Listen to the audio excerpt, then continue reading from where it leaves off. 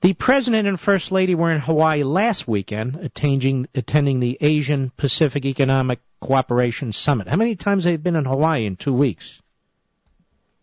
Who's counting? Who cares? By the way, did you see that she had this incredibly expensive makeup artist? I guess do makeup? Did you see that, Mr. Producer? This guy charges sometimes $15,000 a session. You know, I lived through the Reagan administration when they were trashing Nancy Reagan for nothing, for raising private funds to replace the White House china because there weren't complete sets.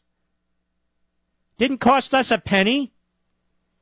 And she wore some evening gowns to these state dinners that she borrowed from designers. Here we have Michelle Obama. She's got bling. She's got $2,000, $3,000, $4,000 purses. She's got the great high heels on, all kinds of designer dresses. She's got a makeup artist for millionaires and billionaires working on her. Not a word. Nothing. It's amazing.